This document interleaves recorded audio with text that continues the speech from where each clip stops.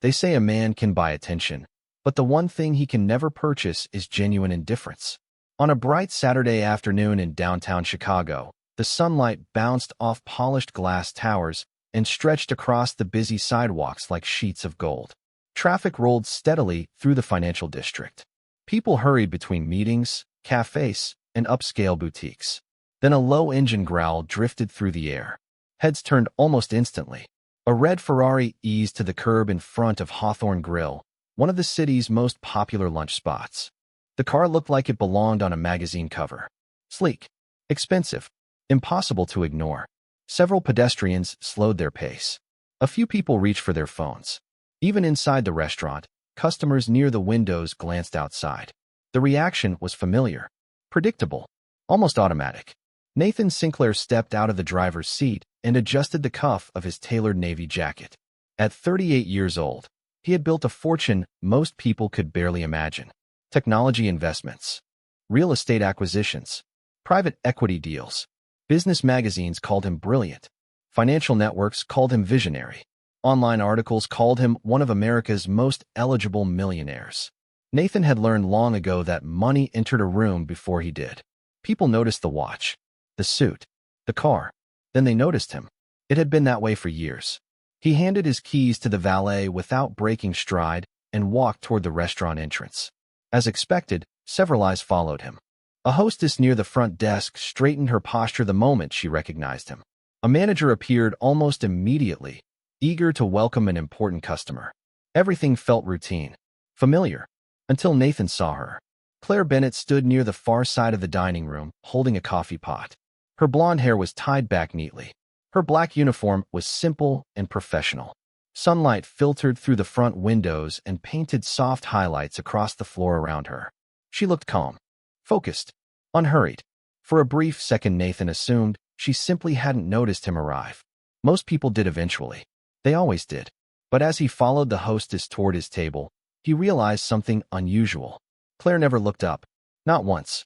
She refilled a customer's coffee, smiled politely at an elderly couple, delivered a plate to a nearby booth, checked an order ticket. Her attention remained entirely on her work. The Ferrari outside might as well have been invisible. Nathan sat down beside the window. He glanced toward her again. Still nothing. No curious glance. No second look. No recognition. No reaction at all. The strange feeling caught him off guard. It wasn't anger. Not exactly. It was something far less familiar.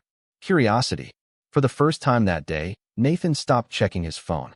Across the room, Claire carried a tray toward another table, completely unaware that a man who owned skyscraper views, luxury cars, and more money than he could spend in a lifetime had suddenly forgotten every item on his schedule. Because while everyone else had noticed the Ferrari, the only person he could think about was the waitress who hadn't. For the next 20 minutes, Nathan Sinclair did something he almost never did. He watched. Not a stock market report. Not an acquisition proposal. Not the endless stream of messages waiting on his phone. He watched Claire Bennett move through the dining room. She carried herself with a quiet confidence that seemed completely disconnected from the world around her. A businessman at a nearby table tried to impress his clients with loud stories about luxury vacations. Claire smiled politely, refilled their drinks, and moved on. A young couple spent 5 minutes taking photos of their lunch before touching a single bite. Claire delivered extra napkins without a comment and continued working. Nothing appeared to distract her. Nothing appeared to impress her. Nathan found himself studying the details. Not because she was trying to stand out. Quite the opposite. She seemed determined not to. The lunch crowd continued to grow. Plates clinked. Conversations overlapped. The scent of grilled steak and fresh coffee drifted through the restaurant. Yet Claire remained remarkably steady, calm, focused, present. When she finally approached Nathan's table, she carried a coffee pot in one hand and a small order pad in the other. Her expression was professional and warm. No more, no less. "Good afternoon. Can I get you started with something to drink?" she asked. Nathan looked up. For the first time, their eyes met. Her blue eyes were clear and attentive. But what surprised him most was what he did not see. There was no spark of recognition, no moment of excitement, no subtle shift people often displayed when they realized who he was. She was simply doing her job. "Coffee," Nathan said. "Black." Claire nodded. "Coming right up." She poured the coffee smoothly, then waited with her pen ready. Nathan almost laughed. She genuinely had no interest in him. The realization felt strangely refreshing and slightly irritating at the same time. "Do you always ignore Ferraris?" he asked before he could stop himself. Claire blinked once. Then she glanced toward the window. The bright red sports car was still parked outside. Sunlight shimmered across its polished surface. "Is that yours?" she asked. Nathan stared at her. "You did not know? Should I have?" Her tone remained completely neutral. Nathan found himself speechless for a moment. That had not happened often in his life. Claire tilted her head slightly, waiting for an answer. "Most people notice it," Nathan finally said. A small smile touched the corner of her mouth. "Most people notice a lot of things." She closed her order pad. "Have you decided what you would like for lunch?" Nathan almost forgot the question. "What do you recommend?" Claire glanced toward the kitchen. "The grilled salmon. It is the only thing on the menu that everyone agrees on." Nathan laughed quietly. It was an honest answer. Unexpectedly honest. "Then I will have the salmon." "Excellent choice." She wrote it down and started to leave. Then she paused. "For what it is worth, it is a beautiful car." Nathan raised an eyebrow. "But," Claire smiled again. This time there was something thoughtful behind it. "It is still just a car." And with that, she walked away, leaving Nathan staring into his coffee while a sentence he could not explain settled heavily in his mind. Claire's words stayed with Nathan long after she disappeared into the flow of the restaurant. "It is still just a car." The sentence should have been forgettable. Simple. Ordinary. Yet somehow it followed him through the rest of lunch like a quiet echo. The salmon arrived exactly as promised. Perfectly prepared. The coffee remained hot. The service was flawless. Still, Nathan found himself paying less attention to the meal and more attention to the woman moving through the dining room. He watched as Claire helped an elderly customer read a menu without making him feel embarrassed. He watched her carry a tray to a crowded table while somehow remembering 3 special requests without writing them down. He watched her stop beside a nervous young employee and quietly show him how to balance a stack of plates. There was no performance in any of it. No effort to be noticed. No attempt to earn praise. She simply did what needed to be done. Outside the window, clouds slowly drifted across the afternoon sky. The Ferrari remained parked at the curb like a bright red advertisement for success. Every few minutes, someone walking past slowed down to admire it. Nathan noticed because that was what people usually did. Admire. Envy. Stare. Inside, Claire never looked toward the window again. When she returned to refill his coffee, Nathan decided to ask a question. "You really do not care about cars, do you?" Claire poured carefully before answering. "I care if they start in winter." Nathan laughed. "That is your standard?" "A reliable engine is more useful than an impressive one." She placed the coffee pot back on her tray. "At least in my experience." Nathan leaned back slightly. "You know, most people would be excited to own a Ferrari. Most people would be excited to win the lottery too. And you would not." Claire thought for a moment. "I would be grateful. But excitement fades. Bills do not." Nathan smiled despite himself. Every answer felt different from what he expected. Not cynical. Not judgmental. Just practical. Honest. The lunch rush began to slow. Several customers settled their checks and headed back into the city. Sunlight shifted across the dining room floor. Somewhere near the kitchen, a server laughed. A dishwasher rattled. The ordinary sounds of an ordinary afternoon. Yet Nathan felt strangely reluctant to leave. His phone buzzed against the table. A reminder for a meeting scheduled in 40 minutes. Another buzz followed. Then another. Messages from executives waiting for decisions. Deals waiting for approval. Problems waiting to be solved. Normally, he would have responded immediately. Today he ignored them. Claire noticed the screen lighting up repeatedly. "You must be important," she said lightly. Nathan glanced at the notifications. "That depends who you ask." Claire nodded as though that answer made perfect sense. Then she handed him the check. Nothing extra. No request for a photo. No mention of articles or interviews.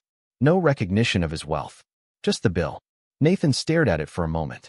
For perhaps the first time in years, he realized he had spent an entire meal with someone who seemed completely uninterested in what he owned, how much he earned, or what his name could buy. And the more he thought about it, the more he wanted to understand why. The check remained on the table long after Nathan should have left. Outside, the afternoon had begun its slow descent toward evening. The city moved on. Horns sounded in the distance. Office workers filled the sidewalks. Yet something kept him seated. Eventually he stood, placed his card beside the bill, and walked toward the exit. The manager hurried over immediately. "Thank you for coming in, Mr. Sinclair. We hope to see you again soon." Nathan nodded politely. Then, almost without thinking, he glanced back toward Claire. She was helping a family gather takeout containers, smiling at a little girl who seemed very concerned about a forgotten French fry. The child laughed. Claire laughed too. A small moment. Simple. Genuine. Nathan left the restaurant carrying that image with him. 30 minutes later, he sat in a conference room on the 42nd floor of Sinclair Capital.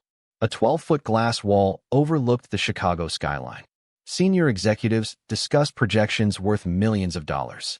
Charts appeared on screens. Forecasts were debated. Numbers moved across presentations. Normally, Nathan thrived in these rooms.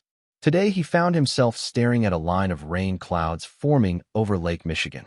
"Nathan," one executive asked, "do you agree with the acquisition timeline?" He blinked. "Sorry. Repeat that." The room fell briefly silent. That almost never happened. Nathan Sinclair did not lose focus. Yet somehow a waitress he had known for less than an hour had occupied more space in his thoughts than a multi-million-dollar deal. Later that evening, while most of the city prepared for dinner, Claire Bennett unlocked the door to a modest brick duplex on a quiet residential street. She stepped inside carrying 2 grocery bags and a worn canvas tote. The home was small but welcoming. Family photographs covered one wall. A knitted blanket rested across an old couch. Soft music played from a radio in the kitchen. "You are late," a gentle voice called. Claire smiled. Busy lunch crowd. Her mother, Margaret Bennett, sat at the kitchen table sorting coupons. Silver strands had begun appearing in her hair during the past few years, but her eyes remained warm and bright. Did they at least tip well? Claire set down the groceries. Some did. Margaret pointed toward the refrigerator. "Dinner is ready whenever you are." Claire thanked her and began unpacking groceries. Every movement carried the efficiency of habit. She checked medications lined neatly beside a cabinet, paid 2 online utility bills from her laptop, answered a message from her younger brother studying engineering in Ohio. Then she reviewed a spreadsheet filled with monthly expenses, numbers, deadlines, responsibilities. There was nothing glamorous about her evening. No luxury penthouse, no designer wardrobe, no private driver waiting outside. Yet there was a quiet order to her life. A purpose. Across the city, Nathan stepped into his penthouse overlooking the river. Floor-to-ceiling windows displayed millions of dollars worth of scenery. The kitchen remained untouched. The dining table could seat 12 people, but usually seated 1. Silence-filled rooms designed to impress guests who rarely stayed long enough to matter. Nathan loosened his tie and poured a glass of water. Then, unexpectedly, he thought about Claire's apartment. Not because he knew what it looked like. Because he realized he knew nothing about it at all. Nothing about her. And for perhaps the first time in years, a mystery interested him more than a business opportunity. The next morning arrived with gray clouds hanging low over Chicago. A light drizzle painted the streets silver as commuters hurried beneath umbrellas. Nathan usually began his days before sunrise with market reports and conference calls. This morning was different. He found himself driving downtown without a clear destination. At least that was what he told himself. 20 minutes later, the red Ferrari rolled past Hawthorne Grill. Nathan glanced toward the windows. The restaurant was not even open for lunch yet. He kept driving. 10 blocks later, he laughed quietly at his own behavior. Then he turned the car around. By noon, the lunch crowd had returned. Claire moved through the dining room with the same calm rhythm he remembered. Nothing seemed rushed. Nothing seemed forced. Nathan chose the same table by the window. This time Claire noticed him almost immediately. "Back already?" she asked as she approached with a coffee pot. "Should I be worried about the salmon quality?" Nathan smiled. Actually, the salmon survived the experience.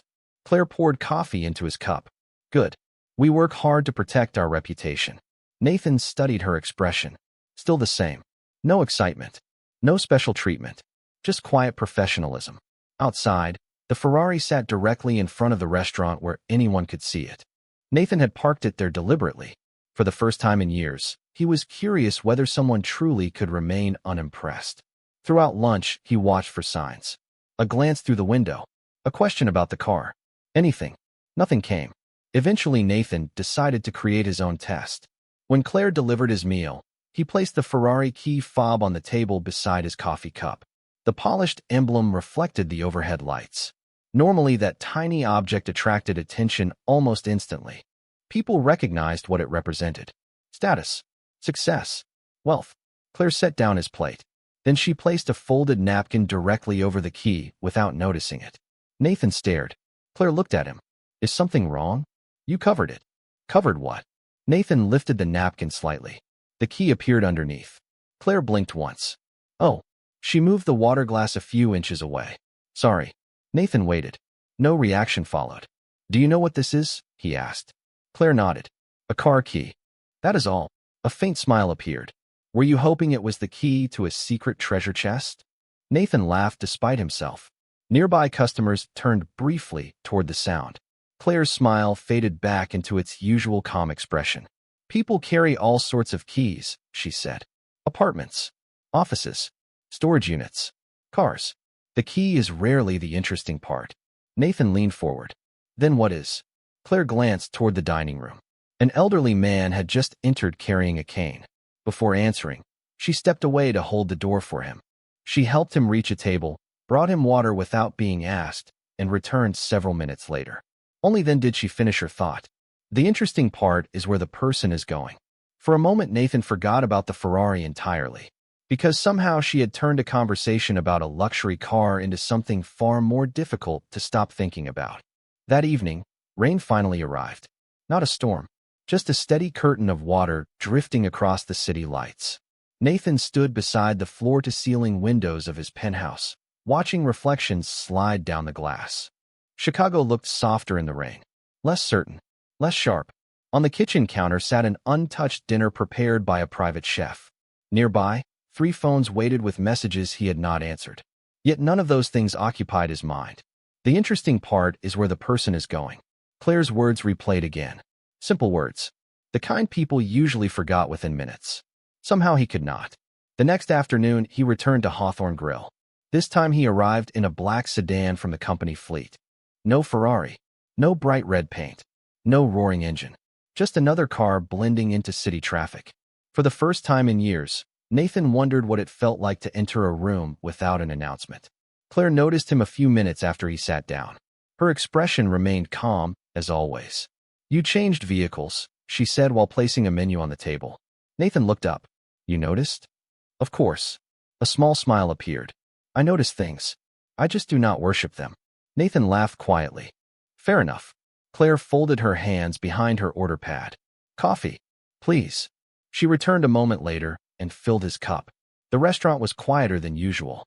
Rain tapped gently against the windows. Soft jazz drifted from hidden speakers overhead. For several moments, neither of them spoke. Then Nathan asked a question he had not planned to ask. Do you ever wish your life looked different? Claire paused. Not because she was offended. Because she seemed to be considering the question carefully. Different how? Bigger apartment. More money. Easier schedule. Fewer responsibilities. Claire looked out the window briefly. Rainwater slid across the glass in winding trails. Everyone wishes for easier days sometimes, she said. But easier is not always better. Nathan leaned back. Most people would disagree. Most people have never had something difficult teach them who they are. Her voice remained soft, almost thoughtful. Nathan found himself silent. Claire adjusted a spoon beside a nearby table before continuing. A lot of people spend their lives chasing things they think will make them happy. And you do not. I think happiness is a terrible target. Nathan blinked. That is an unusual opinion. Claire smiled faintly. People chase happiness like it is a destination. Then they wonder why it keeps moving. She glanced toward the dining room where a father was helping his young son color on a paper placemat. Meaning lasts longer. For several seconds, Nathan followed her gaze. The father laughed. The child laughed harder. An ordinary moment. Completely unremarkable. Yet somehow it seemed important. Claire turned back toward him. Anyway, I should probably stop sounding philosophical and let you enjoy lunch. She started to leave. Then Nathan asked the question before he could stop himself. Where did you learn to think like that? Claire paused beside the table. Her smile faded into something quieter, something more distant. Life, she said simply. Then she walked away. Nathan watched her disappear toward the kitchen. For the first time since meeting her, he realized there was a story behind those answers. A story she carried carefully, a story she had no intention of telling. And somehow that mystery fascinated him more than anything money had ever managed to buy. Over the next several days, something unusual happened. Nathan stopped trying to understand Claire through conversation alone. Instead, he began noticing the small things, the things most people overlooked. He never asked anyone questions about her. He never hired an investigator. That would have been easy. He had spent years paying for information. This felt different. One Thursday afternoon, he arrived at the restaurant earlier than usual and happened to glance through the front window before entering. Across the street, a delivery driver was struggling with several heavy boxes outside a small bookstore. People walked past without slowing down. Claire was on her break. Nathan watched as she crossed the street, set down her coffee, and helped carry the boxes inside. No audience. No applause. No social media camera recording the moment. 10 minutes later, she returned to the restaurant and quietly resumed work as though nothing had happened. Another day, he noticed her paying for lunch for an elderly woman who appeared embarrassed after discovering she had forgotten her wallet. Claire handled it so discreetly that the woman never seemed to realize what had happened. The receipt disappeared. The situation disappeared. Only the gratitude remained. Nathan noticed because he happened to be watching. Most people would not have. One evening after work, Nathan left a meeting near Lincoln Park and spotted a familiar figure through the rain. Claire stood beneath a bus shelter holding an umbrella over a young mother struggling with a stroller. Her own shoulder was getting soaked. She did not seem to care. The mother eventually boarded the bus. Claire waved goodbye and continued walking alone through the drizzle. Nathan sat in traffic and stared through the windshield. There was a pattern emerging. A quiet one. Claire never seemed interested in being noticed. Yet she noticed everyone else. A week later, he arrived at Hawthorne Grill during a particularly busy lunch rush. Every table was occupied. Orders moved quickly through the kitchen. Servers hurried between customers. Nathan watched Claire navigate the chaos with remarkable calm. Then something happened. A young waiter accidentally dropped a tray. Glasses shattered across the floor. The restaurant fell silent for a second. The young man's face turned bright red. Embarrassment spread across his expression. Before anyone else could react, Claire appeared beside him. She knelt down, helped gather what could be safely collected, and whispered something that made him laugh despite himself. Within moments, the tension disappeared. Service continued. Crisis over. Nathan found himself smiling. Most people measured success by what they accumulated. Claire seemed to measure it by what she contributed. The difference was impossible to ignore. Later that afternoon, she brought his check to the table. "You have been unusually quiet lately," she said. Nathan looked up from his coffee. "Maybe I am learning." Claire raised an eyebrow. "Learning what?" Nathan considered the question carefully. Then he glanced around the restaurant. At the customers. The staff. The ordinary lives unfolding around them. That there are important things I stopped noticing a long time ago. For a brief moment, Claire studied him differently. Not impressed. Not suspicious. Just thoughtful. Then a small smile appeared. That is a good thing to learn. And as she walked away, Nathan realized something unexpected. For the first time in years, he was beginning to admire someone whose net worth he could not measure. As autumn deepened, the city began trading green leaves for shades of gold and copper. Cool winds moved between buildings. Morning air carried the promise of winter. Nathan's visits to Hawthorne Grill had become a quiet part of his routine. Not every day, just often enough that the staff greeted him with familiar smiles. Claire never treated him differently. That, more than anything, continued to surprise him. One afternoon he arrived to find the restaurant unusually crowded. Every table was filled. Conversations blended into a steady hum. Claire moved through the dining room with her usual calm focus. Yet Nathan noticed something new. She looked tired. Not distracted. Not unhappy. Just tired. The kind of exhaustion that settles behind the eyes after carrying responsibilities for too long. When she stopped by his table, he noticed faint shadows beneath her eyes. "Long week?" he asked. Claire smiled politely. "Something like that. Everything okay?" For a moment, she seemed surprised by the question. Then she nodded. "Everything important is okay." The answer sounded honest, yet incomplete. Before Nathan could ask anything else, another customer needed assistance, and Claire moved away. Later, as he finished lunch, he noticed her checking her phone. A message appeared. Claire read it and immediately smiled. A genuine smile, different from the professional one she wore at work. Warmer, softer. She quickly typed a response and slipped the phone back into her pocket. Nathan found himself unexpectedly curious. Not in the way he once evaluated business opportunities. This was different. He wanted to understand the life waiting for her beyond the restaurant doors. That evening, after leaving work, Claire stopped at a pharmacy, then a grocery store, then a small neighborhood bakery. The owner greeted her by name. She purchased a single slice of apple pie and thanked him as though it were something special. By the time she arrived home, the sky had turned dark. Inside the duplex, warm light glowed through the windows.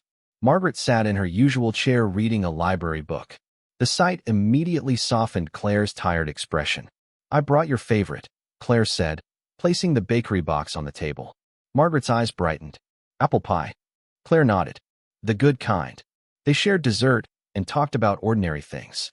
Utility bills, a neighbor's new dog, her brother's latest engineering exam. Nothing dramatic, nothing extraordinary. Yet there was a quiet happiness in those moments. Across the city, Nathan sat alone in his penthouse reviewing quarterly reports. Numbers filled the screen. Profits, growth, expansion, achievements that once excited him. Tonight they felt strangely hollow. He found himself thinking about Claire again. Not her job, not her appearance, her life. The pieces of it he could see only in glimpses. The kindness, the responsibility, the quiet sacrifices hidden beneath ordinary days. For years Nathan had believed success meant acquiring more assets, more influence, more recognition. Yet the more he observed Claire, the more another possibility emerged. Perhaps a meaningful life was not built by collecting things. Perhaps it was built by showing up for people. And for the first time, that idea felt far more valuable than anything listed on a balance sheet. Nathan arrived at Hawthorne Grill on a cold Tuesday afternoon carrying a decision he had been considering for weeks. The restaurant windows glowed against the gray sky. Inside, the familiar sounds of lunch service filled the room. Coffee cups clinked. Conversations drifted through the air. Claire moved between tables with the same steady confidence that had first captured his attention. Yet today felt different. Nathan was no longer trying to understand her. He already knew enough to recognize something rare. Integrity, the kind that remained unchanged whether anyone was watching or not. He settled into his usual seat near the window. Claire approached with a coffee pot and a small smile. "The usual?" she asked. "The usual," Nathan replied. As she poured the coffee, he noticed the slight fatigue in her expression again. Not weakness, responsibility, the kind carried by people who placed others before themselves. After she moved on to another table, Nathan stared at the steam rising from his cup. He had spent years creating opportunities for talented people. He recognized potential almost instinctively. Yet Claire represented something different. She possessed qualities that could not be taught in business schools or leadership seminars. Patience, character, perspective. When she returned with his lunch, Nathan finally spoke. "Can I ask you something?" Claire nodded. "You usually do. Have you ever considered doing something else?" Claire looked amused. "That is a broad question. A different career, a different path." She folded her arms lightly. "I have considered many things." And Claire glanced toward the dining room before answering. "Life does not always move according to our plans." Nathan heard something beneath the words. Not regret. Acceptance. He chose his next sentence carefully. "What if the right opportunity appeared?" Claire smiled politely. "That depends on what kind of opportunity." Nathan leaned forward. "A meaningful one." For the first time, Claire looked genuinely curious. Nathan continued. "One of my companies runs several community education programs across Illinois. We are expanding. We need people who understand how to work with others. People who can solve problems without making everything about themselves." Claire blinked. "You are offering me a job?" "I am offering you a conversation." A quiet silence settled between them. Nearby, rain tapped softly against the windows. Claire looked down at the table for a moment before meeting his eyes again. "You barely know me." Nathan smiled. "I know more than you think." Claire laughed softly. "That sounds slightly concerning." "Fair." Nathan smiled too. "But I mean it. I have seen how you treat people. That matters." For several seconds, she said nothing. Then she surprised him. Not with excitement. Not with gratitude. With caution. "Why?" she asked quietly. Nathan frowned. "Why what? Why does this matter so much to you?" The question lingered in the air. Nathan opened his mouth and realized he did not have a simple answer. Because somewhere along the way, What began as curiosity had become respect, and respect had become something far more difficult to ignore. Outside, traffic moved through the ring. Inside, Claire waited patiently. And for the first time, Nathan understood that whatever happened next would not be decided by his money, his position, or his influence. It would be decided by whether Claire Bennett believed his offer had value beyond the title attached to it. Claire did not answer immediately. The lunch crowd continued moving around them. Plates arrived. Orders were taken. Conversations drifted through the restaurant. Yet for a moment, everything seemed strangely quiet. Nathan waited. He had spent years negotiating contracts worth millions of dollars. He had convinced investors, executives, and competitors to trust his vision. Somehow this felt far more uncertain. Claire looked down at the coffee pot in her hand before meeting his eyes again. "It is a generous offer," she said. "But my answer is no." Nathan blinked.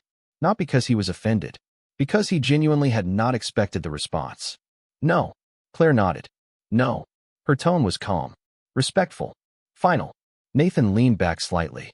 "May I ask why?" Claire smiled softly. "You may ask, and I may not answer." Nathan laughed despite himself. The sound surprised both of them. Claire's smile widened briefly before settling back into its usual quiet warmth.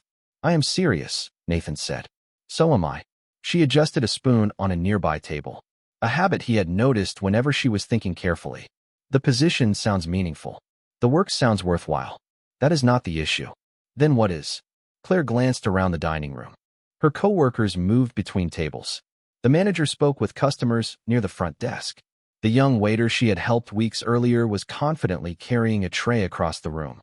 "Sometimes people assume a different path is automatically a better one," she said. "I do not believe that." Nathan listened carefully. "You are turning down a chance to earn more money." Claire nodded. "Probably. More stability. Maybe. More opportunities." Claire smiled. "That depends how you define opportunity." The answer settled between them. Nathan realized he was hearing something he rarely encountered. Someone who was not measuring life by advancement alone. Someone who was not automatically reaching for the next rung on the ladder. "You surprise me," he admitted.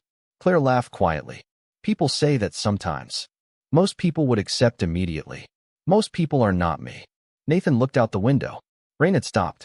Weak sunlight pushed through the clouds and reflected across the wet pavement outside. He thought about his own life. For years he had moved relentlessly forward. Every goal led to another goal. Every achievement created a larger target. He had never stopped long enough to question whether moving upward was the same as moving towards something meaningful. Claire interrupted his thoughts. "Can I tell you something?" "Of course. You keep talking about opportunities like they only exist in the future." Nathan frowned slightly. "What do you mean?" Claire gestured toward the dining room. "The people sitting in this room. The people waiting at home for us. The people who need us right now. Those are opportunities too." Nathan stared at her. Once again, she had managed to say something simple that felt impossible to forget. Claire picked up her order pad and took a small step backward. "I should get back to work." Nathan nodded slowly. "I understand." But the truth was, he did not. Not completely. And as Claire walked away, he realized her refusal had not disappointed him. It had challenged him. Because for perhaps the first time in his life, someone had looked at an opportunity he believed was valuable and calmly chosen something else. That night, Nathan sat alone in his penthouse long after the city lights had blurred into a sea of gold beneath his windows. Claire's refusal should have been easy to dismiss. People declined opportunities every day. Businesses lost candidates. Offers expired. Life moved on. Yet this felt different. He replayed the conversation again and again. Not because she had rejected the position. Because she had rejected the assumption behind it. For years, Nathan had quietly believed that everyone wanted the same things he wanted. More income. More status. More influence. More options. It was the language of the world he understood. The language of boardrooms, investors, and financial headlines. Claire had spoken an entirely different language. One built around purpose rather than advancement. Around people rather than outcomes. Around meaning rather than accumulation. The realization unsettled him more than he cared to admit. The next morning he arrived at the office before sunrise. His executive team gathered for a quarterly strategy meeting. Charts filled giant screens. Growth projections stretched across conference tables. Senior managers presented plans for expansion into new markets. Normally, Nathan would have dominated the discussion. Today, he found himself listening more than speaking. At one point, a vice president proudly described a restructuring plan that would increase efficiency by reducing support staff. The numbers looked excellent. Investors would applaud it. A year earlier, Nathan probably would have approved it within minutes. Instead, he asked a question. What happens to the people? The room grew quiet. The executive blinked. The people? Nathan nodded. The employees. The families attached to those paychecks. What happens to them? No one answered immediately. For the first time, Nathan realized how rarely that question appeared in conversations about success. Later that afternoon, he left the office and walked several blocks instead of calling for a driver. Cold air moved through the city streets. People hurried home carrying groceries, backpacks, and takeout bags. Ordinary lives. Ordinary responsibilities. He noticed things he would have ignored before. A father carrying a sleeping child. A woman helping an elderly neighbor cross an intersection. A teenager holding open a door for strangers. Small acts. Invisible acts. Yet somehow they seemed more important than many of the victories celebrated in his industry. By the time he reached Hawthorne Grill, evening had settled across the city. Claire was wiping down a table near the window. She looked up as he entered. "You are here late," she said. Nathan smiled faintly. "I was thinking." Claire laughed softly. "That sounds dangerous." "You might be right." She set aside a towel and studied him for a moment. "Something is different." Nathan glanced toward the window where his reflection stared back at him. For once there was no Ferrari outside. No symbols. No distractions. Just a man standing in a restaurant trying to understand his own life. "Maybe," he said quietly, "I am starting to realize that I spent a long time measuring the wrong things." Claire did not answer immediately. Then a small smile appeared. Not triumphant. Not surprised. Just kind. And somehow that simple smile felt more valuable than every achievement Nathan had spent years chasing. The weeks that followed brought changes so gradual that most people would never have noticed them. Yet for Nathan, they felt profound. He stopped measuring every hour by productivity. He stopped treating every conversation like a transaction. He began spending more time listening and less time directing. Some of his colleagues found the shift surprising. Others assumed it was temporary. Nathan did not bother explaining. Certain lessons could not be taught in boardrooms. They had to be lived. One crisp November morning, he arrived at the office carrying a proposal that had nothing to do with profits. The idea had been growing quietly in his mind for months. By noon, he had gathered his executive team and presented it. A new community scholarship initiative. Not for top performers alone. Not for students with perfect resumes. For people carrying responsibility while pursuing opportunity. Caregivers. Working adults. Individuals who had placed family obligations ahead of personal advancement. The kind of people most programs overlooked. The room reacted with cautious interest. Several executives questioned the financial benefit. Nathan surprised them with his answer. Not everything valuable appears on a quarterly report. The initiative moved forward. Funding was approved.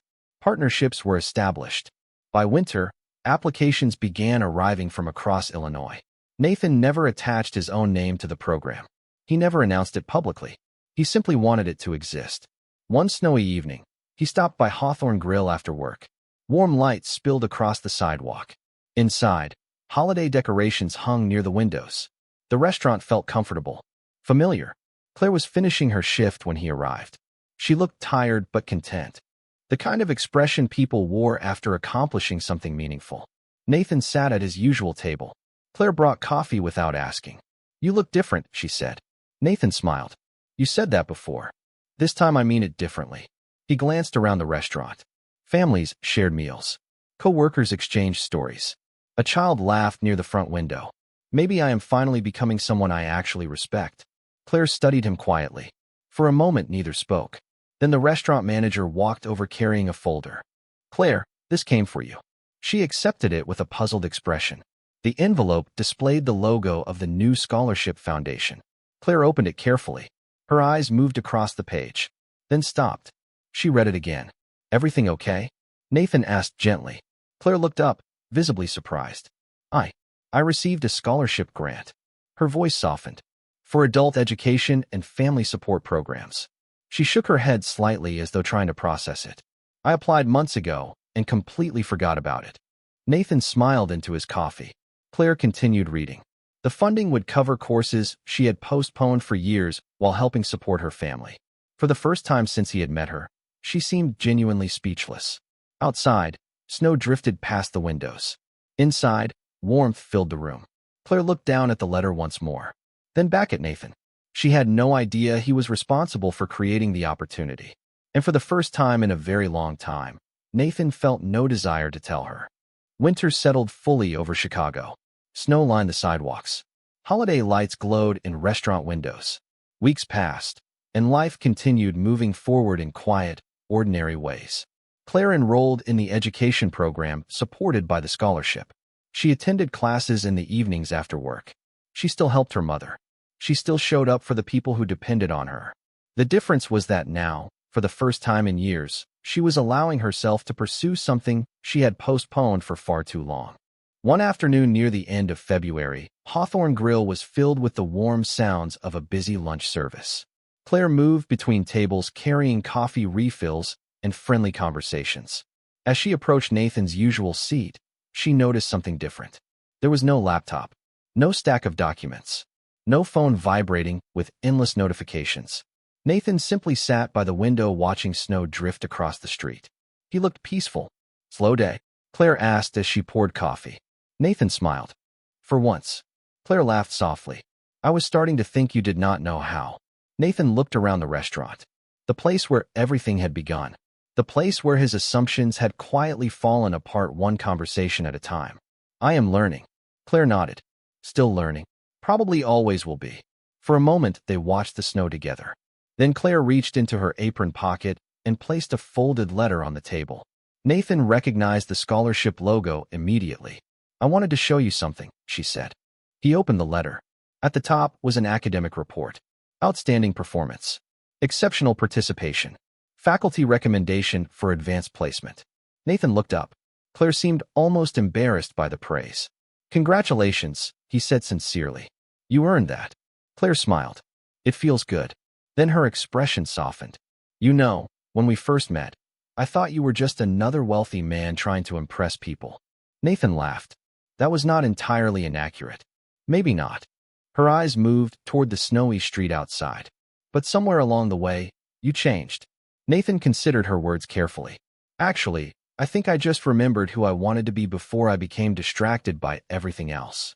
Silence settled between them. Comfortable silence. The kind that no longer needed explanations. Claire looked at him for a long moment.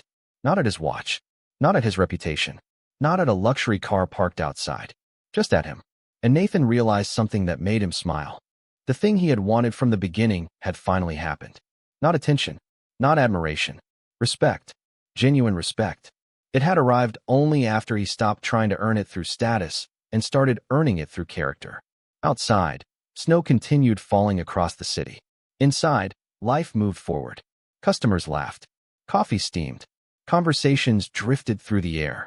Ordinary moments. Yet somehow they felt extraordinary. Because sometimes the most valuable thing a person can discover is not how to be noticed. It is how to become someone worth noticing. And if this story reminded you of someone who values people more than possessions, or if it made you reflect on what truly matters, feel free to share your thoughts below. Stories like these travel farther when they are passed from one thoughtful heart to another. Until next time, remember this quiet truth. The right people are never impressed by what you own. They are moved by who you become.